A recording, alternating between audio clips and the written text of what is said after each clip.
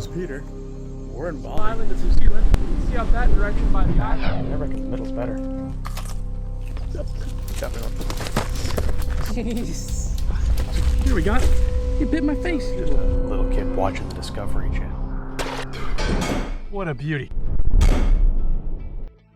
I would like to take a moment to apologize for the poor audio quality in this video, and hopefully it's not too big of a deal for you. At any rate, on to the video. So I promised that I would take you on a behind-the-scenes tour of what's actually going on around here, complete with a better explanation. I may not get to the tour part just right now, but I'll at least rattle off what's going on and what led to it. I'm still in the process of recovering from moving or getting everything set back up. So my set, or well, the part of my room that I've made to try to look a bit nicer for filming purposes, isn't looking quite as nice as I would like. Sorry for that. It'll get better. Let me at least get this monitor on so it looks a bit better in the background. Excuse me. I don't know if it's in frame, but there's a picture of a brown snake on there I took. And you can't see anything but the corner. Brilliant. Okay, so where better to start than the beginning? I've had a passion for animals, especially the misunderstood ones, for about as long as I can remember. Throughout my life, I've always taken great pleasure in getting to share what I love with others, and I find that passion and enthusiasm are contagious. For me, the animals that have always gotten my attention the most are the scaly, weird, dangerous, or misunderstood ones. And as luck would have it, those are exactly the ones that can benefit the most from a little bit of education, outreach, and perspective tweaks. As people learn more about these animals, their fear decreases, improving safety for both the animals and people alike, and giving more meaning to what I already love doing. I've been in the field, chasing after snakes, lizards, and the such for about as long as I can remember, and keeping a whole menagerie of different exotic pets since I was only 3 years old. So I've always either had examples at my house at my disposal, or animals that I ran across in the field to show people that I met while I was out there. My attempts at documenting what I'm doing also started quite early. Back in 2002, I decided to take up extra chores around the house to get extra money from my mom to afford my very first video camera. Back then I was literally recording on tape, and I didn't have any editing equipment. And this was long before YouTube, so there was also no outlet for the things that I was doing. From back when I very first started watching YouTube, I recognized it as an awesome platform for getting out the things that I was doing. And I always wanted to make content for the platform. But my old video camera literally recorded onto tape, so it wasn't a very good method for getting it out there. Though I always told myself that I was going to get to making content one day. And eventually, phone cameras got good enough to provide you something worth working with, and you could even edit on the phone to boot. Probably around 2010 to 2012 is when I would say things had gotten good enough for that on the phone end, though it took me a long time to finally get around to making anything for the platform. It's one of those things where you keep telling yourself you're gonna do it, and sometimes gonna never comes. But it did this time. I didn't get around to making my first video until 2019. What finally spurred me to get off my ass and start was having the opportunity to move to Australia for university. Just before moving to Australia, I finally started the channel.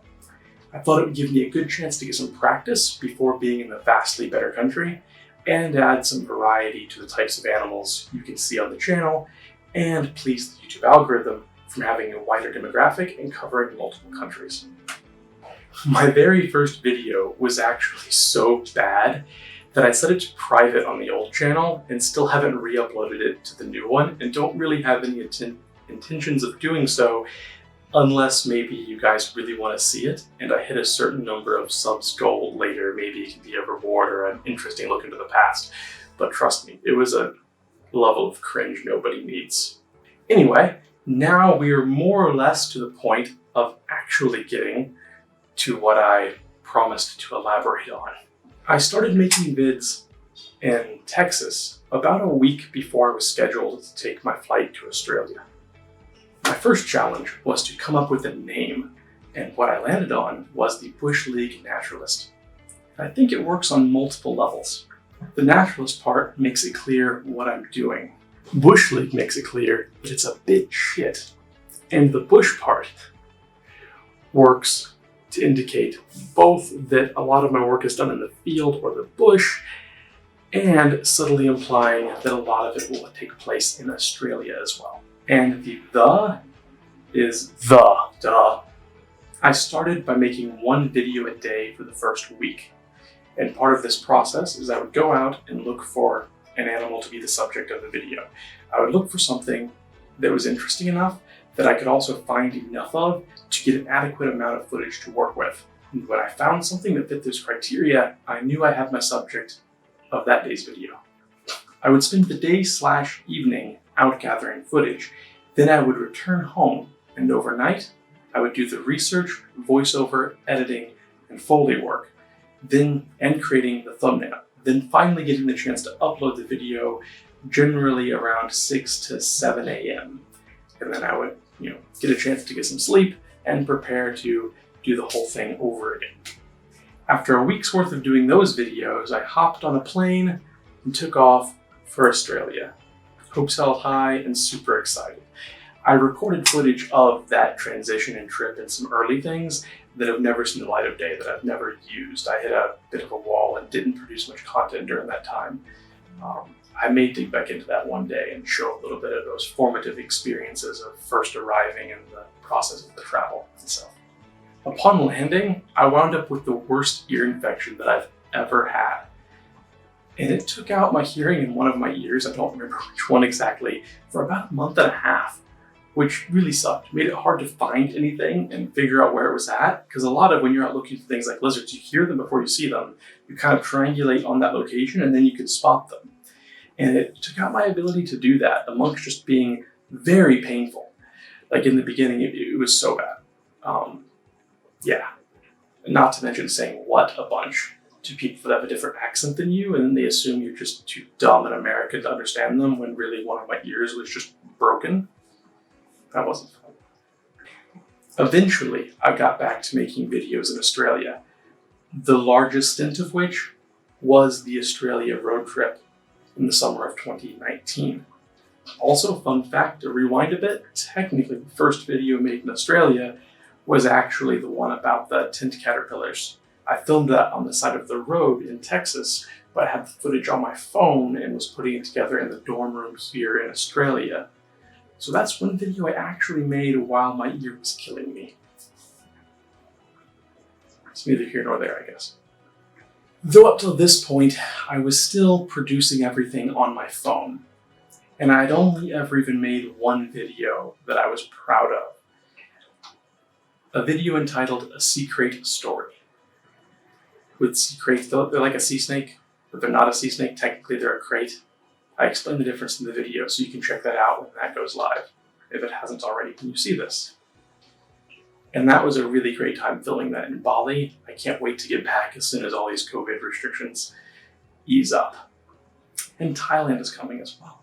I continued making videos for the Bush League Naturalist channel off and on, with a quality that consistently left me ashamed of my work and wishing that I had taken the time to put more quality in, or rather been able to. Many of the circumstances prevented it from other things, substandard hardware, to not having people to film or whatever else the case may be.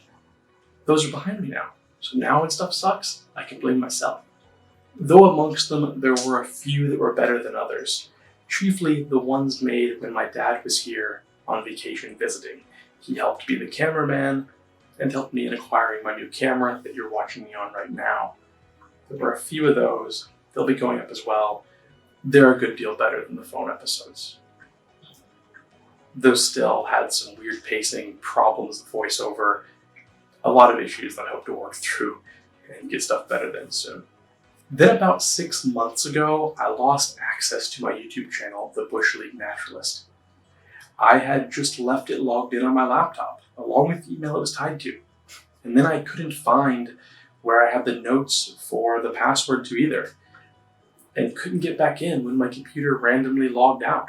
Normally, I would just recover my account through my phone, But as luck would have it, I also lost access to the phone number it was tied to, because that was back in the States. Next, I tried contacting Google or YouTube, but as it turns out, you can't actually get a hold of anybody at either of those places to deal with things like this. After that, in desperation, I even tried reactivating my old phone number, but the phone company was not willing to cooperate or play ball, so that also hit a dead end.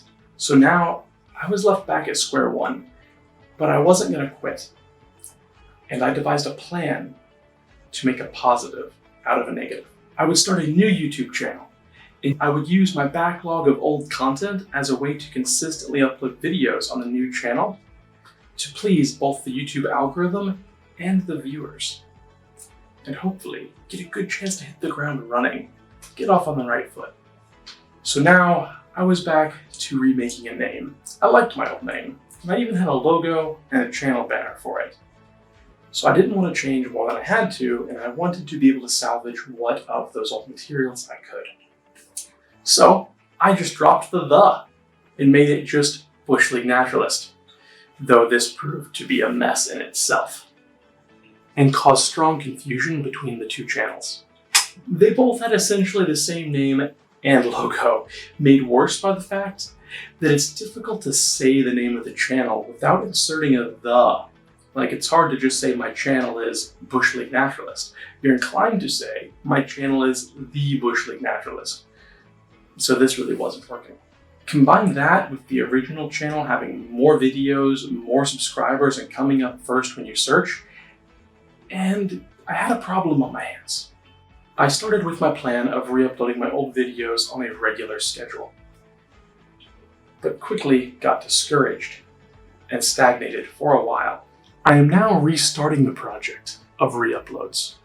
I solved the naming problem by reinstating the as well as whacking a big old now at the end of it, which I think does a good job, or at least okay job, of signifying that this is at very least a different channel and the newer one. Part of what slowed me down before was a hardware issue. I didn't have a good enough computer to properly handle the footage that I was getting off my camera. I couldn't edit smoothly or do any of the work properly. I've heard of people taking shortcuts, turning off the video track and editing only by sound and all this, and kudos to you guys that can do that and have the discipline to fight through all those bugs.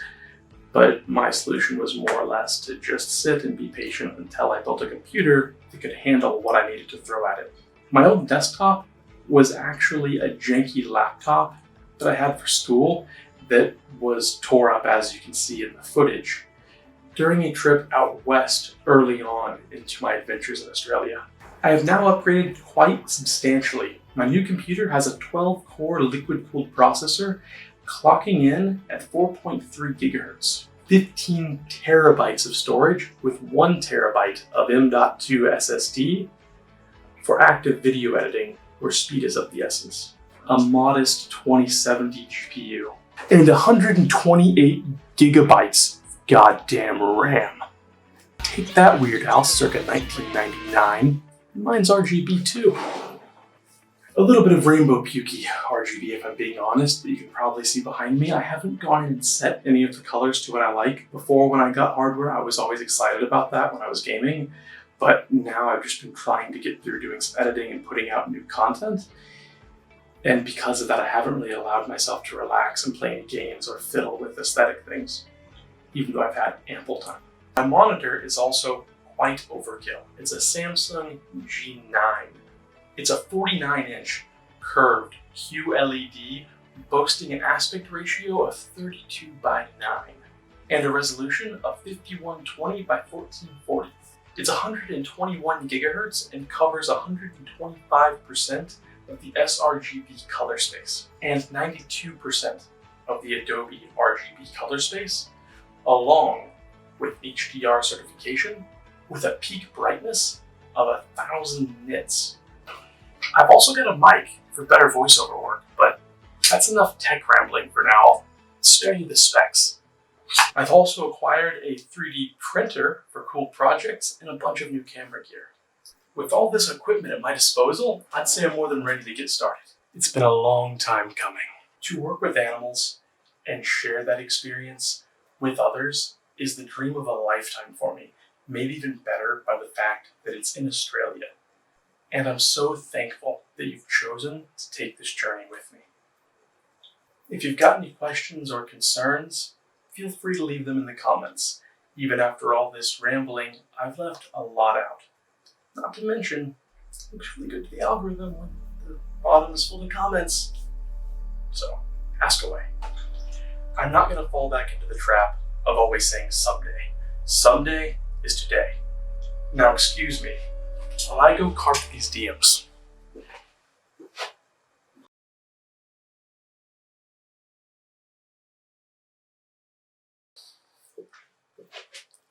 Hey, I don't know where this will go in because I had kind of a fun little outro planned where I was just going to act like I was going to go be serious and do things and fade out and have it all be good. But I just came in to talk a bit more directly to camera. This is supposed to be a behind-the-scenes explanation anyway. I had planned a lot more exciting stuff for this. I spent a whole day scripting out different locations I would go to and which lines would be read at which location and trying to sync up my face in the center of multiple ones with warping and changing backgrounds and then environments and animals that reflected some of the subtext of what I was saying and all kinds of other things like that. But the pressure of trying to do that correctly lingered on me for a while and I never wound up actually getting it done. I still want to do some fancy stuff like that later for other projects, but I'm a bit sad that I wasn't able to do it for this one, but I'm happy to at least be getting it out there moving forward. As soon as I get this push for the new channel live, I'll free myself up to start editing through a lot of my older back catalog for new video content, as well as being able to record and have fun with new stuff without feeling like, oh, what's the point? I got this giant mound of stuff I haven't attended to anyway. So I am very excited for this journey. And I actually do have something to go do right now, seizing an opportunity. Though it's a different one. I'm just picking up some cheap lights for our reef tank. That's going to be one of the next videos. It's going to be fun. I love marine fish and reef tanks. They're awesome. Well, I guess that really is the end here. And I will leave you with maybe only me jumping in with an end card to yell at you a bit more before it's done. See you later. Oh, and as always, thanks for watching. I really mean that. One last thing. I'm excited to be able to turn my air conditioner back on because it's hot. And I had it off to try to get better audio quality. And I'm hoping it comes back on. It was a broken air conditioner when I first moved into this house, and I'm still waiting to replace it. And it wouldn't stay on for more than 15 minutes for the first several days until it just turned on its own. And I've been afraid to turn it off ever since. So we're going to find out. By the way, for all the American viewers in Australia, at least the parts I've been to so far, you don't have central air conditioning. It's all window units and shit scattered through the house or the new split systems. So if it fails in one room, that room is just hot as balls without anything you can do about it within reason. It's a bit crazy. Not to mention the problems that causes with keeping animals and trying to keep their temperatures at something somewhat reasonable while also not blowing the bank on electrical bills because they don't account for the fact you need to run air conditioners all the time. Ugh. Okay, now I really am done.